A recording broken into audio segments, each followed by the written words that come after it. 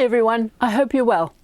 Today I'm doing a whiskey glass and I'm going to engrave the face of a carp on it. So I'm calling it fish face if you like. That's not your normal fish floating across the middle of a whiskey glass. It's slightly different. I've got it coming out of the bottom. So let's get that into focus. There we go. Right from the very bottom and then coming up, not even halfway up the glass. So that's something a little different. And what's nice is that this is rather thick down at the bottom so that I can really get stuck into it. And I may do some water droplets flying off the fins, you never know. But I'm not going to do any water levels because the bottom of the glass is pretty much like a pool of water. Though I'm sure he would rather like more than just a pool of water. This nice big carp. Okay, right, let's have some fun. Right, I have in my drill a small green stone. So all you want is something, even like a Dura White, any little stone, a soft stone, that's going to give you a basic outline without being too harsh.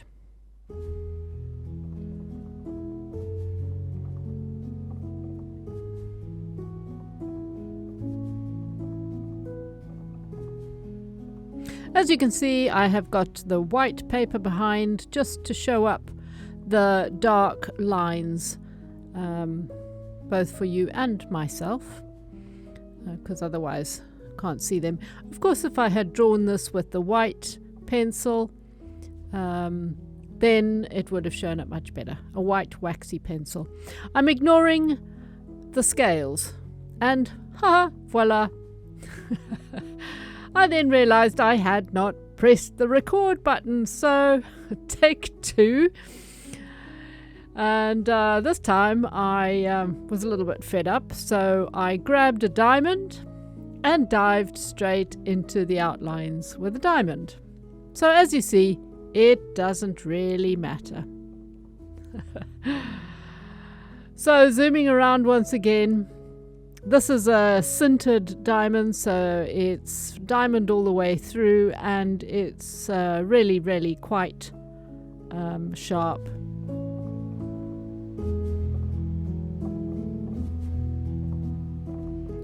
That's the little mouth on the other side, so it is shallow and I will be engraving the top part of its face deeper, so you can see that the lips, as it were, are a little bit further down the body.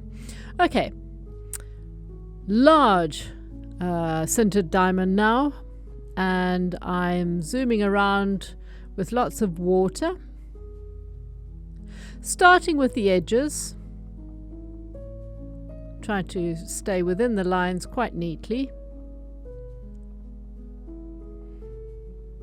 Now this is really quite a rough diamond, but as you see, I'm not particularly worried at this point about which direction I'm doing it. I'm just filling in, breaking the surface of the glass and creating a white canvas.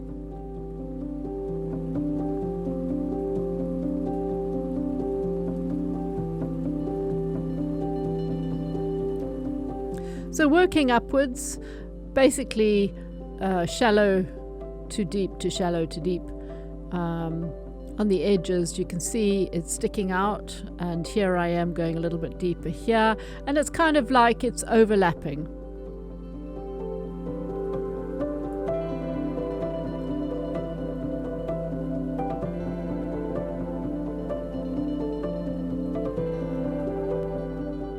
I have edited this video to double normal speed, just for those who are not au fait with the way I make my videos. I always speed them up and chop them about.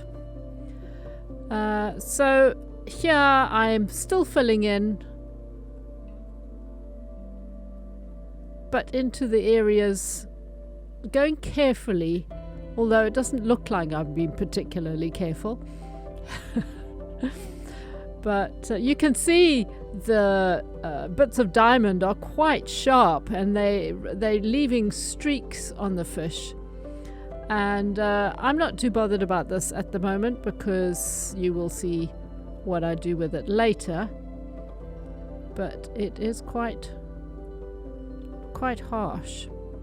Really bright, I have to say.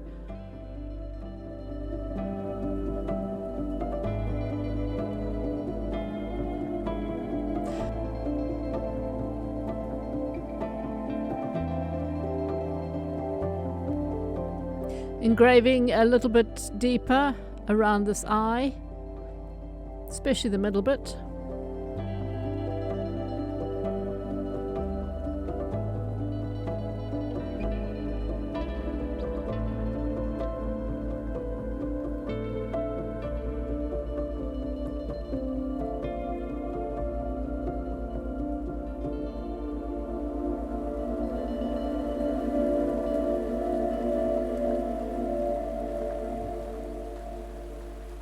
Here I have an even bigger diamond burr, just because it's going to be quicker for the larger areas. Always use the largest possible diamond for the size that you're filling in, the size of area. As I've said before, unless you want a particular type of texture and you need to use something smaller to create the texture. But if you're just creating a whiteness in a large area, especially initially for the background canvas that I'm doing now, just use the biggest one you can fit in that area comfortably.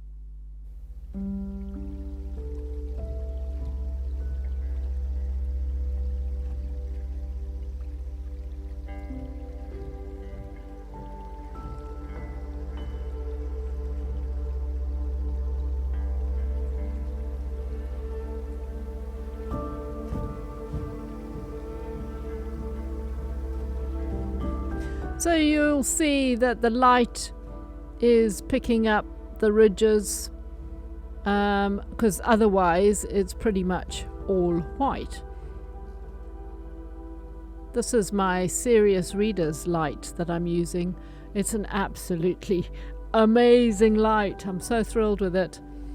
I did make a video of it, which if you search Serious Readers on my channel, you'll be able to see it.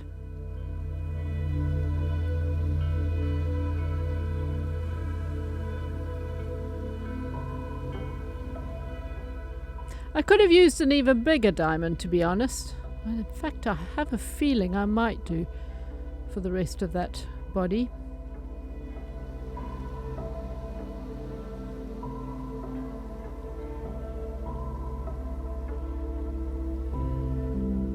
Do be careful down the bottom edge of the glass. You don't want to chip it. Just back to the smaller diamond, a little bit neater. This particular one is a finer grit. I don't think it's very fine. It's probably a medium. And you can see that I'm creating ridges in the fins.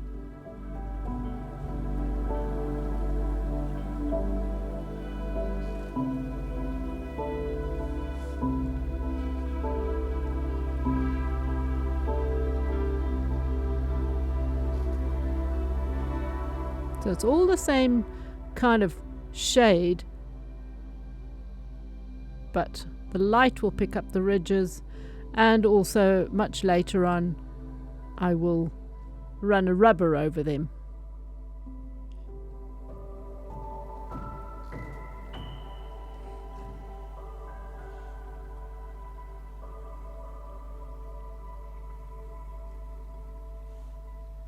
So now I don't want an outline, as you know, so whatever lines I'm doing on the edge, I will be blending them in so that you don't see a harsh outline.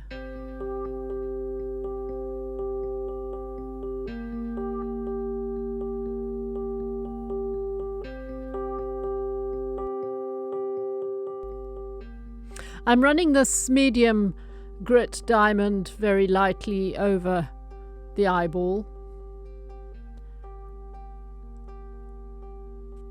just to smooth it out a little bit, and just any squiggly bits, any chippy bits, I am smoothing. Right, here I've got I do get out the big diamond. This is my big flame sintered diamond. Pretty rough, as you can see, but it's doing a jolly good job of filling in the area for me quite quickly.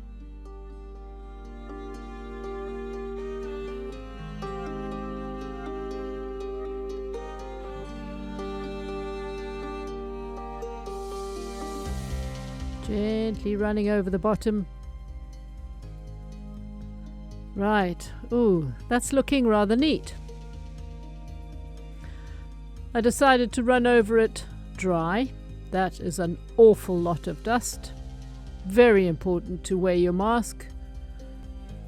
I've got mine on, and I normally have my dust extractor as well, but I haven't got it on at the moment. Right. And in a flash, I've drawn on some scales. Just giving you a rough idea, pointing out that there are lines going that way, and there are also lines going the other way, which I'll demonstrate a little bit clearer with this pen. You can see the lines that way, and whoops, not there. That way, that way, that way, that way, that way. So when you start to draw, you can do that. It just helps to draw them in. Okay. Right, I've got my little Dura white, and I am going to be drawing in the shapes.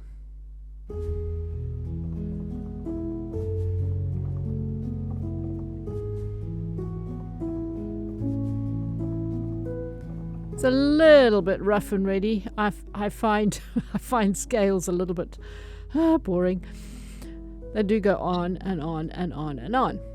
I don't mind doing a mirror carp, actually, a completely different kind of carp, because they only have a few odd looking scales scattered about, and so there's nothing too regimental about them. Whereas this is more of a koi carp. Okay. Rubbing all that off. Look at what that magical burr has done.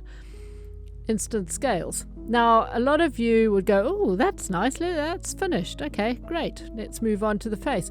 No. Now let's begin the scales. Okay. I mean, if you really want to, you can leave it like that. The whole impression is there. But as you can see, there's lots of streaks from my big diamond. So those will actually look quite nice when you see the tiny little bits of them underneath. But I am literally giving depth to the edges of the scales with this little diamond.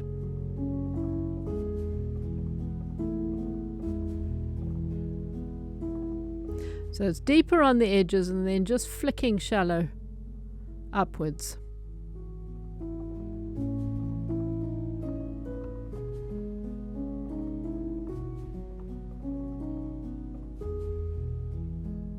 You can do this with a smaller burr if you like.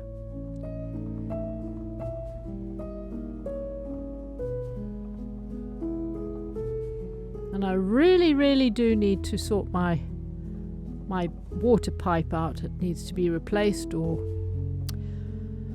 I don't know, put some bleach in it or something. I was given a great tip by one of my patrons way back about what to put in the water, and I can't remember what it was. It was something like Dettol or something, I don't know, to keep it nice and white and clean, because it tends to get a bit yucky inside there. So time for a change.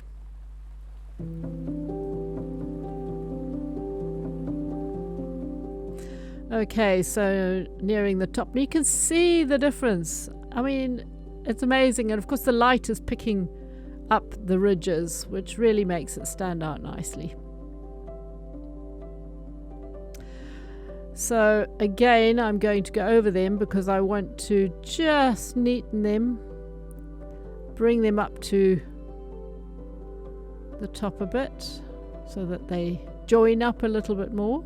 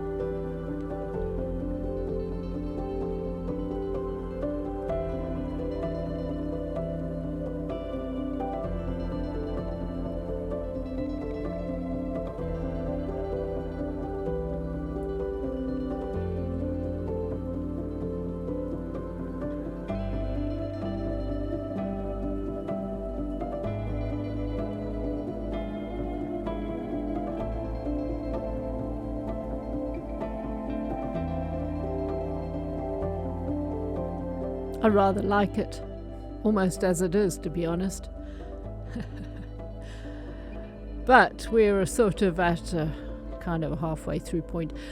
I've decided to take my very old Jura white, soft white stone and just run it over the top. You can use a very fine diamond even, the finest grit, or any other stone, as long as it's fairly smooth, or even a small Jura white, just run it over those edges.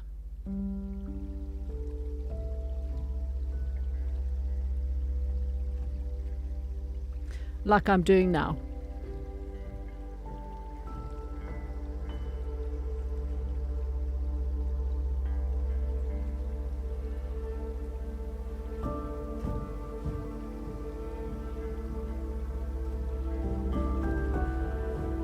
And very carefully, right in the middle,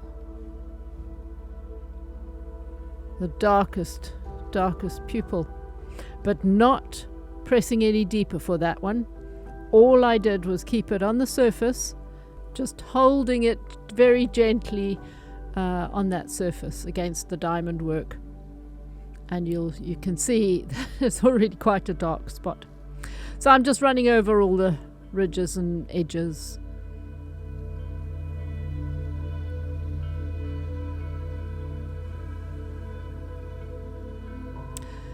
I've seen an extra scale because the top of it is supposed to curve inwards again, and I've got a scale there, so I've just kind of blended it out again.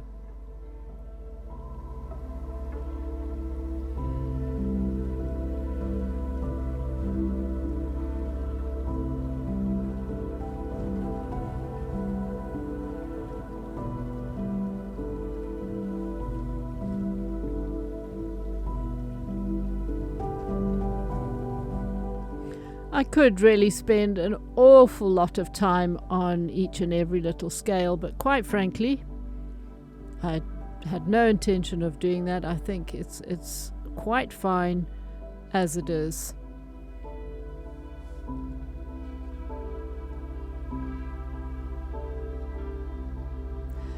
Right, you can see I did a little whoopsie there, and I quickly had to cover that up.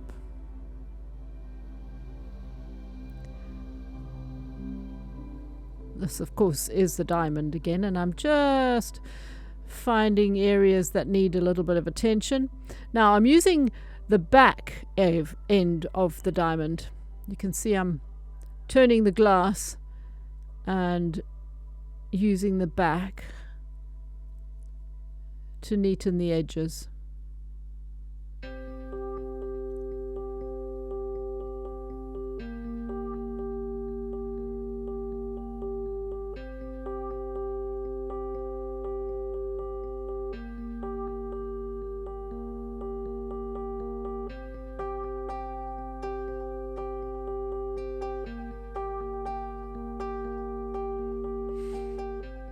I've got my Dura White out again,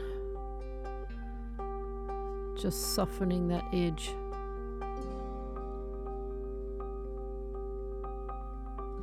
Not necessarily creating a dark line, but just taking off the harsh white edge.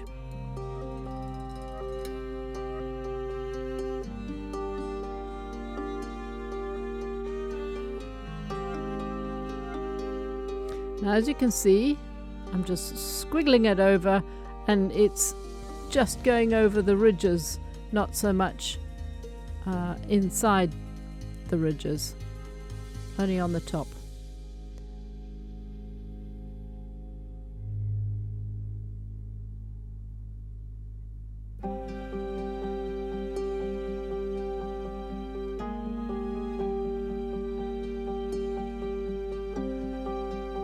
There we go, that looks like quite an interesting little glass. I think it's really exciting. Moving up from the bottom of the glass. And I'll let you into a secret, it's not jumping. Haha, wait till the next video. Thanks for watching, guys. See you next time. Bye for now.